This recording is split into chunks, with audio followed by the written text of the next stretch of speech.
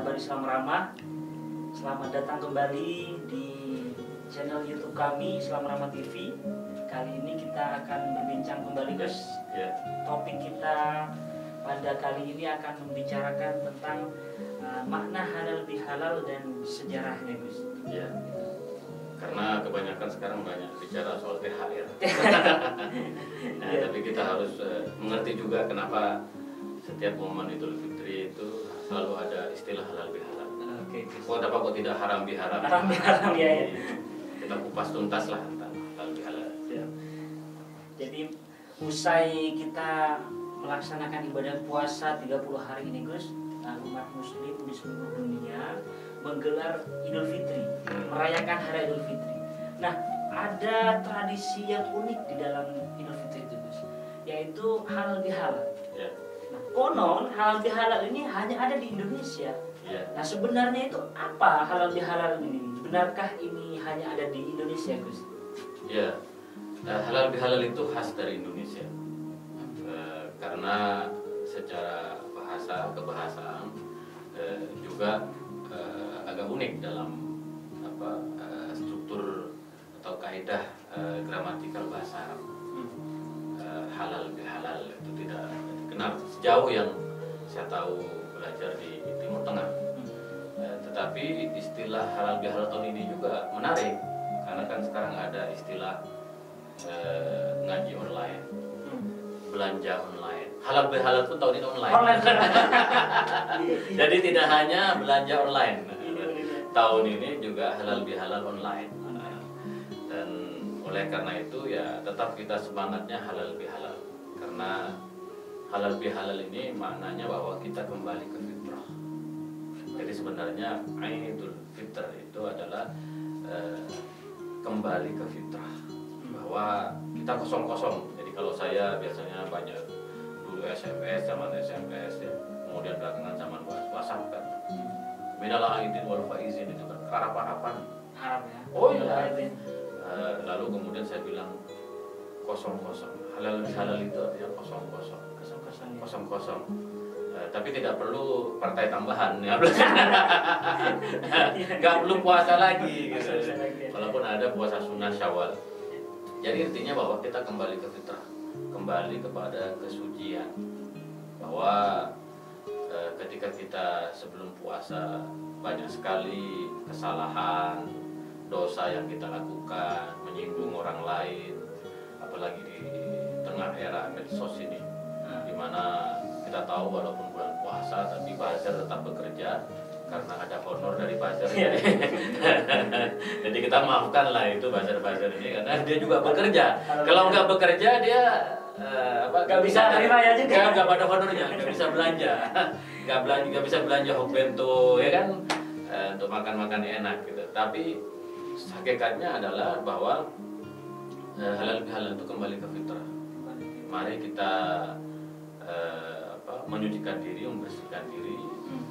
Apa yang kita lakukan di masa lalu itu dimaafkan ya. Lalu kemudian ya kita membuka lembaran baru. Ibarat teori tabula rasa itu, kertas yang kosong. Jadi halal bihalal itu kita kembali ke kertas yang kosong untuk kita isi dengan kebaikan-kebaikan. Tadi saya kan cerita buzzer atau di buzzer politik. Kita lihat di Twitter terutama itu kan, itu berlomba-lomba untuk menaikkan hashtag supaya viral ya kan. Itu kan sebenarnya satu tradisi yang tidak baik ya. Yang karena ukurannya bukan kebenaran di situ, ukurannya untuk membahagiakan pembayarnya atau aktor politik di balik itu. Padahal kan pilpres sudah selesai, tetapi kondisinya penuh dengan pertarungan. Maka yang perlu halal bihalal itu buzzer politik. Terutama itu. Karena dosanya paling tampak. Oh iya, itu kelihatan sekali karena menciptakan kecabelahan di friksi ya kan di republik ini ya. sangat sedih lah pokoknya. Kalau kita lihat kan sejarah seperti perpecahan politik yang terjadi belakangan ini itu juga terjadi pada saat istilah halal bihalal ini muncul. Walaupun banyak pendapat, saya lebih setuju memang pencetusnya yaitu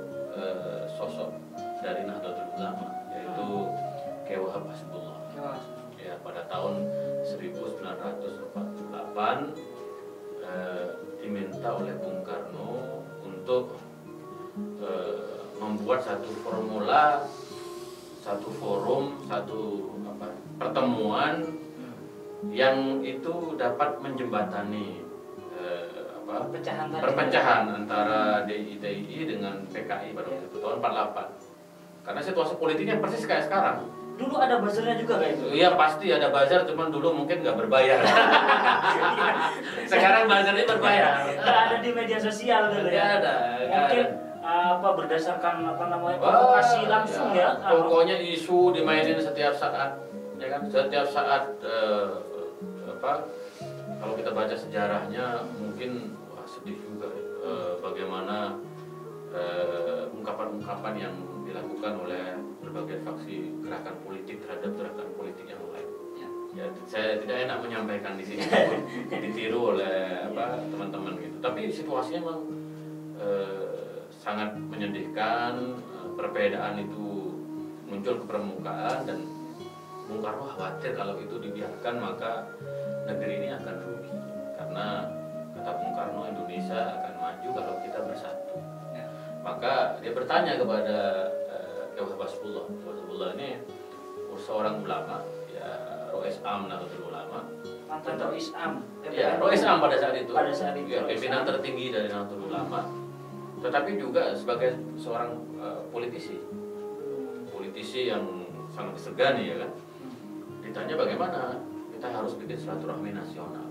Tapi kata Bung Karno, kalau silaturahim ini istilahnya biasa. Kita harus bikin satu istilah yang itu bisa menarik perhatian. Maka kemudian Kiai Habibullah mencetuskan istilah halal bihalal.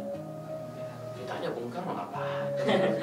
Halal bihalal. Nah itu apa maknanya itu Gus? Halal bihalal itu. Halal bihalal. Jadi kata Kiai Habibullah maknanya dua. Yang pertama tolabul halal fitorikil halal. Jadi kita mencari kehalalan dengan cara yang halal. Bahwa ya kita harus menghentikan ini perpecahan politik, ya kan? Pertempuran antara fitnah-fitnah ini, hoax-hoax itu harus diakhiri. Tapi dengan cara yang baik. Nah cara yang baik itu adalah momentum silaturahim di bulan Ramadan, yaitu halal bihalal.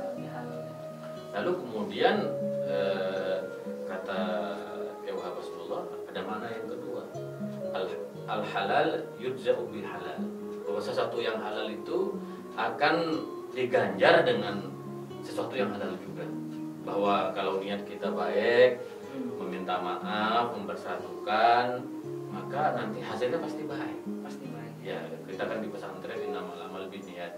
Kalau kita niatnya baik untuk kebaikan negeri ini, maka insya Allah hasilnya akan baik. Dan sejak saat itu istilah halal bihalal menggema udah mulai dikenal ya. Dikenal dan bahkan menjadi bahasa kenegaraan. Istilah halal bihalal belakangan istilah ada open house, ya kan. Tetapi kemudian halal bihalal. Jadi halal bihalal itu punya makna historis yang sangat luar biasa bagi negeri ini dan kita wajib hukumnya mengambil inspirasi. Ya. Itu kalau halal bihalal, kalau dalam fikih itu kalau ada halal dan ada haram. Iya. Berarti kalau haram biharam harus kita halalkan. Iya. Jadi selama ini kita banyak melakukan hal haram. Perpecahan itu haram ya. Iya. Kata Nabi itu la takhtalifu fatakhtalifu qulubukum. Pesan Nabi, kamu jangan berpecah belah. Kamu jangan berseteru. Bahkan jangan terlalu berbeda pendapat yang ekstrim. Ini berbeda pendapat yang ekstrim itu kan kayak sekarang ada kadrun, ada apa lagi itu istilah ada cebong ya, istilah itu kan istilah terpecah belah sampai sekarang. Betul. Ada, tapi sebenarnya kan kadrun sudah bergabung jadi menteri juga. Tetapi istilah itu masih terus di tengah masyarakat. La takhtalifu, kamu jangan berseteru secara ekstrim. Fatakhtalifu qulubukum, maka nanti hatinya kamu juga berseteru. Ini yang bahaya sekali. Kalau sudah masuk ke hati, ke hati, ya kan? Kalau orang sadar betul bahwa itu hanya perbedaan politik, tidak ada masalah. Tapi kemudian kalau baper, dibawa ke perasaan dan harus membela sampai ke ubun-ubun, maka ini kan menjadi haram. Menjadi haram. Ya. Kenapa haram? Ya karena pada akhirnya nanti bisa terjadi perpecahan di negeri ini. Yang kita khawatir kan sekarang ini seolah-olah situasinya masih seperti pilpres. Iya benar. Padahal kan sekarang ini situasinya membangun di tengah pandemi konflik. Ya kita harus banyak berbuat baik, menebarkan inspirasi, menebarkan optimisme, dan kita mendesak pemerintah agar bekerja sebaik-baiknya untuk kemaslahatan sebagian besar warga negara kita. Jadi maka halal bihalal ini penting sekali untuk menjernihkan pikiran kita, untuk menghilangkan rasa dengki, untuk keluar dari perpecahan di antara kita. Maka mari kita betul-betul halal bihalal hati kita kembali ke dalam kesucian tadi itu, bahwa ya mari kita bersama-sama membangun negeri inilah. Iya tadi kalau kita melihat tadi sejarahnya, berarti itu dicetuskan pertama oleh Ki Wahab. Itu berarti ulama kita mempunyai prestasi yang luar biasa ini, Gus. Menjadikan Islam itu indah betul ini. Ya kan ulama kita itu kan sederhana cara berpikirnya. Ulama kita, terutama ulama dari Nahdlatul Ulama, bahwa tasarruful imam ala ra'iyya manutu bil maslahah, bahwa segala sesuatunya terutama dalam politik itu kan untuk kepentingan kemaslahatan bersama, kepentingan umum, ya, kepentingan publik. Maka kita panggilnya Mbah Wahab atau Mbah Wahab Hasbullah. Mbah Wahab cara berpikirnya itu sederhana, bahwa negeri ini harus bersatu. Negeri ini harus yakin bahwa Indonesia itu adalah amanah Allah kepada kita semua. Maka tidak boleh berpecah belah. Sejak awal ya kan, kalau NU mau ngotot, ya NU sebagai kelompok terbesar bisa memaksakan kehendak politiknya ya kan. Iya. Tetapi kan NU selalu dalam sejarahnya itu ingin menjadi bagian dari kelompok yang mempersatukan. Maka kita dengar di NU ada ukhuwah Islamiyah, ini menjadi masalah juga di kita. Halal bihalal sama Muslim ini penting juga. Selalu yang saya katakan misalnya, bagi orang yang suka menyesatkan Ahmadiyah ya di Idul Fitri ya minta maaf juga. Halal ya. Jadi halal bihalal bukan hanya ke keluarga dan tetangga, tapi iya sama Muslim. Ya kan ada ukhuwah Islamiyah tadi itu. Orang yang suka menyesatkan Syiah ya juga harus minta maaf. Karena ya menyesatkan itu bukan pekerjaan manusia. Itu adalah tanggung jawab, itu adalah hak prerogatifnya Allah. Allah yang menentukan orang sesat atau tidak. Maka halal bihalal dalam konteks sesama Muslim itu penting sekali. Lalu kemudian halal bihalal dalam konteks kebangsaan, yaitu bahwa kita sesama bangsa, apapun agama, keyakinan, suku, bahasa, ya kita harus halal bihalal juga.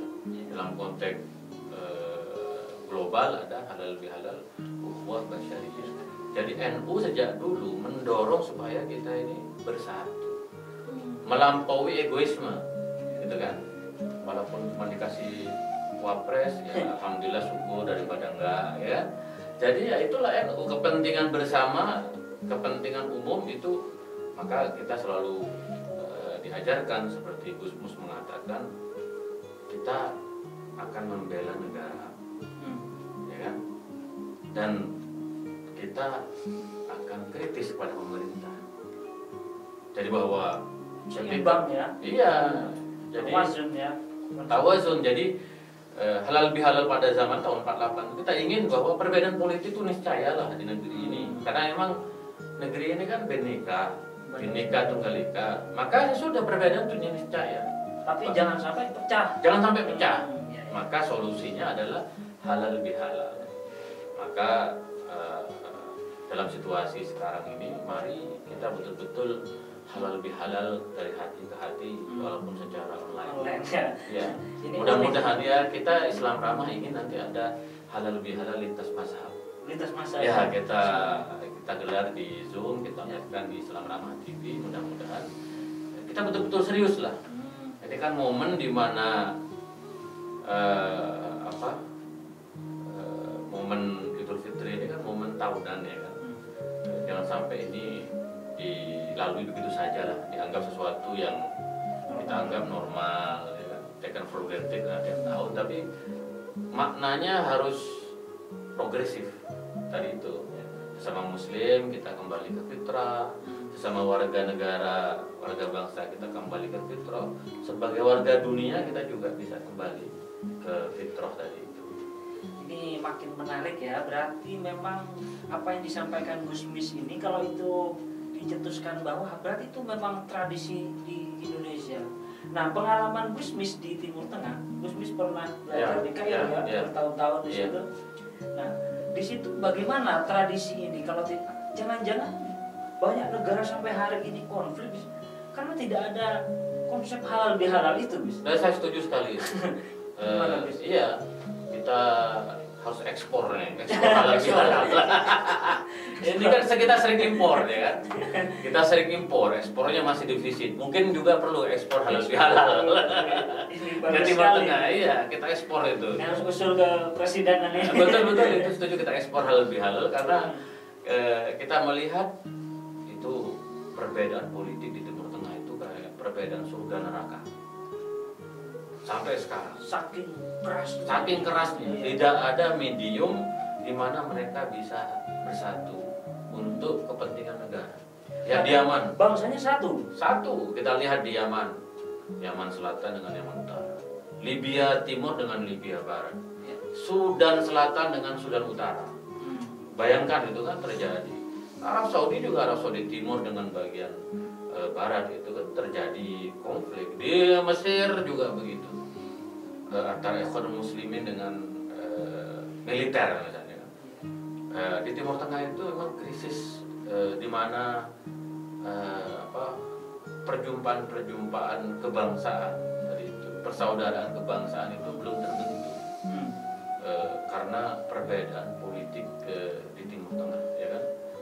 Dan kita sebenarnya alhamdulillah sudah selesai membangun persaudaraan kebangsaan itu sejak Pancasila itu disahkan. Ketika Pancasila itu disahkan bersama dengan konstitusi kita 18 Agustus, diterimanya NKRI dan Bhinneka Tunggal Ika, maka PBNU kan itu, BBNU.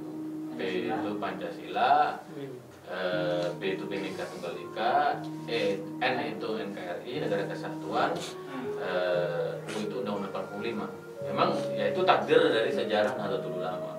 Nah, di Timur Tengah itu tidak ada. Maka kalau kita melihat bagaimana ISIS menyembelih kepala orang, itu kan mengerikan sekali. Itu perpecahan. Wah, itu konteks yang paling ekstrim. Bagaimana di negara kita, Gus, awal-awal Ramadan itu juga terjadi di Poso, Gus.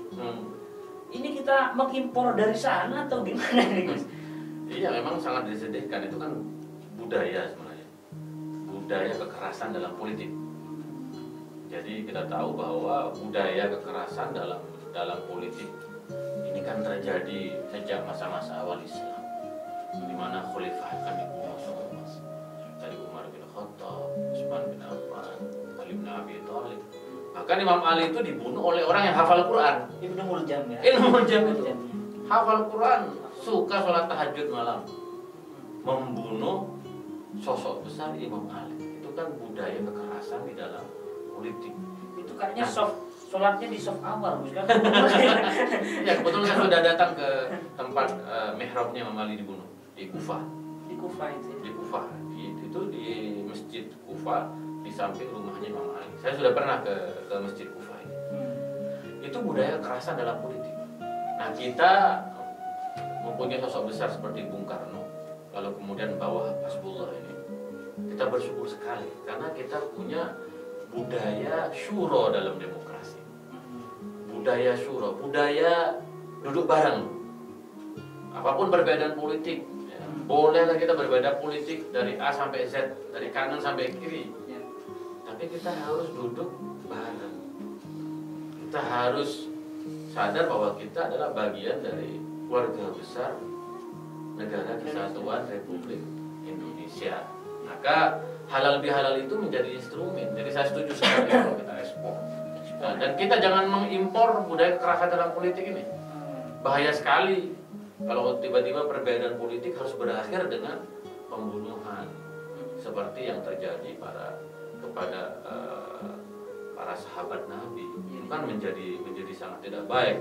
Bahkan zaman dulu kan mimbar-mimbar keagamaan juga digunakan Untuk menebar permusuhan. Maka kita tahu dalam sejarah terutama Bani Umayyah kan, Imam Ali itu kan disebutkan oleh Nabi itu, ana madinatul ilm wa aliyun babuha wa man aradal madinah falyatiha min babiha atau falyati babaha. Kata Nabi, aku kota ilmu dan Ali adalah pintu gerbang. Kalau kamu ingin masuk kota ilmu, masuklah dari pintunya. Dari Imam Ali. Iya, Imam Ali yang menulis hadis pertama kali. Orang lupa disangkanya penulis hadis Nabi itu Sahih Bukhari, Sahih Muslim, itu Imam Ali. Yang menulis Al-Quran ya Imam Ali. Ketika wahyu turun, Nabi manggil Imam Ali dan Nabi Muhammad mendikte kepada Imam Ali, sehingga dia mencatat itu Al-Quran yang kita baca itu jasa besar dari Imam Ali juga, termasuk hadis-hadis yang kemudian diriwayatkan lagi oleh Imam Ja'far. Ada sekitar 4.000 hadis. Ya karena faktor sejarah orang lupa, dikiranya yang meriwayatkan hadis itu Sahih Bukhari dan Sahih Muslim. Padahal mereka itu belum lahir. Itu dari Imam Ali ke Imam Ja'far. Genealoginya di situ. Ke situ, baru kemudian ke Bukhari dan Imam Muslim. Nah, ini kan luar biasa. Itu kenapa terjadi? Karena budaya kekerasan dalam politik. Jadi sejak dinasti Umayyah, Muawiyah, itu Imam Ali itu dihina, direndahkan, dibunuh karakternya dalam khutbah-khutbah. Pokoknya Imam Ali begini, Imam Ali, sehingga kemudian kita tidak mengenal, terutama kalangan Sunni ya, tidak mengenal keistimewaan dari Imam Ali tadi itu.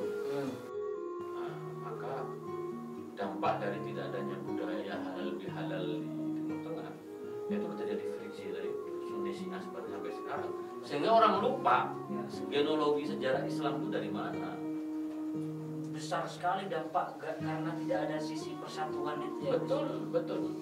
Kalau kita kemudian masih terus-terusan seperti sekarang ya, seperti Al-Bazar dan ada perpecahan ya dari Cebong ke Kadrun ini, maka kenyataannya nggak pantas. Maka kita akan kehilangan banyak hal ya, tentang kesempatan kita untuk menjadi negara yang besar, untuk berperan dalam konteks lebih besar. Maka saya setuju supaya halal bihalal diekspor ke Timur Tengah daripada kita mengimpor budaya kekerasan dalam politik dari Timur Tengah. Kita punya banyak sekali khazanah seperti halal bihalal. Makin menarik teman-teman sekalian, mungkin dari pemirsa ini ingin tahu, Gus, halal bihalal itu dimaknai dengan penuh riang gembira oleh masyarakat kita. Kalau di desa itu bawa makanan ke tetangga semua, salam-salaman, bahkan ada yang main mercon gitu. Iya. Di Timur Tengah ada nggak sih Gus kayak gitu, main mercon? Nggak ada. Kalau Idul Fitri sepi di Timur Tengah, hanya sholat Id lalu kemudian ya sudah selesai. Bisa gitu aja ya. Yang lebih besar itu adalah Raya Idul Adha, karena ada penyembelihan hewan kurban itu. Nggak ada peristiwa itu, maka memang Islam Nusantara, Islam Indonesia itu unik karena setiap momentum itu punya makna kultural, punya makna budaya, punya makna sosial lah. Selalu digunakan momentumnya itu untuk menghangatkan. Maka ekspresi halal bihalal ini berbeda antara setiap daerah dengan daerah yang lain. Tapi pada intinya bahwa ya kita berkumpul dengan saudara, dengan teman-teman, kita merasa bahwa kita ini manusia mahadul khoto' wa nisyan, bahwa kita ini manusia yang sering melakukan kesalahan, yang sering melakukan kealfaan, maka kita minta maaf kan, tanpa dipaksa. Itu hakikat dari ya, orang ini kan kadang-kadang merasa kata teman-teman macam orang benar saja, macam orang pintar saja gitu ya kan, selalu benar ya kan. Iya. Maka dengan halal bihalal kita kan langsung terbuka hatinya, langsung minta maaf ya kepada orang lain. Maka keterbukaan hati untuk meminta maaf, keterbukaan hati untuk memberi maaf itu akan menjadi kosong ya, kosong akan menjadi halal bihalal, dan kita membuka lembaran baru. Maka Indonesia bisa bertahan seperti sekarang dengan begitu banyak peristiwa politik yang terjadi, konflik politik kita tahu kan begitu tajamnya, tetapi momentum halal bihalal itu semakin mendewasakan kita. Jadi kita dewasa, akhirnya kita tahu ya kita manusia, kita minta maaf, mari kita perbaiki. Dan saya berharap bahwa di tengah pandemi ini situasi halal bihalalnya itu betul-betul digunakan untuk mentransformasi kepada perubahan yang lebih baik. Jadi mari kita jaga situasi ini, mari kita berbuat yang terbaik untuk negeri ini. Jangan pernah lelah, dan kita percaya bahwa kita punya banyak sekali peristiwa-peristiwa kultural yang bisa mempererat hubungan kita sama warga bangsa, terutama selama Muslim. Itu saya penting tekankan sekali itu, karena banyak sekali stigma yang muncul di masyarakat, istilah liberal, istilah Syiah, istilah Ahmadiyah dan lain-lain. Saya lupa. Murtatan semua ya. Iya, mudah menyesatkan, itu kan bahaya sekali. Bahwa ya kita ya Muslim lah. Kita semua ini Muslim, apapun mazhabnya. Perbedaan mazhab itu sesuatu yang biasa saja, dan harus tadi itu mendewasakan kita dalam beragama, dalam berbangsa. Oke, kita tadi sudah belajar secara semantik makna halal bihalal, secara historis, secara filosofis. Nah, sekarang yang ingin saya tanyakan Gus tentang hukum Gus. Ini banyak juga yang mengatakan halal bihalal itu tidak dilakukan Nabi Gus. Halal bihalal aja itu bukan bahasa Arab katanya Gus. Itu ada yang sebut bid'ah. Kullu bid'atin dolalah. Nah ini gimana Gus? Nabi Muhammad dulu tidak naik pesawat gitu. Iya.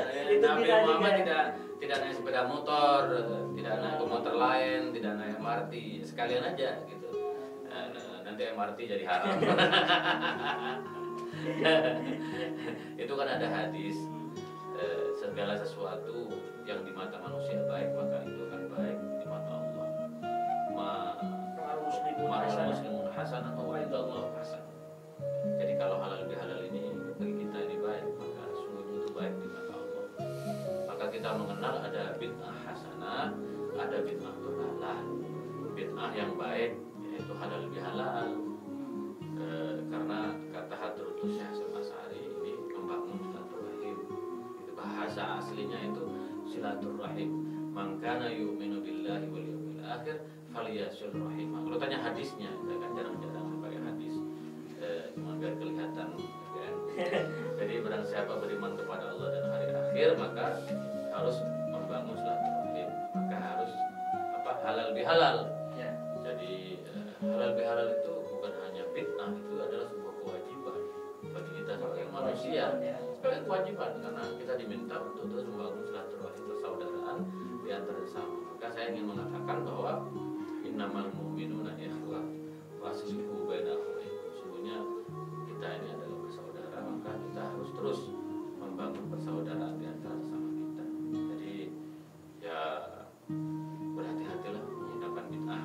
Jangan-jangan Anda sendiri yang bid'ah. Karena Anda dulu tidak ada pada zaman Nabi.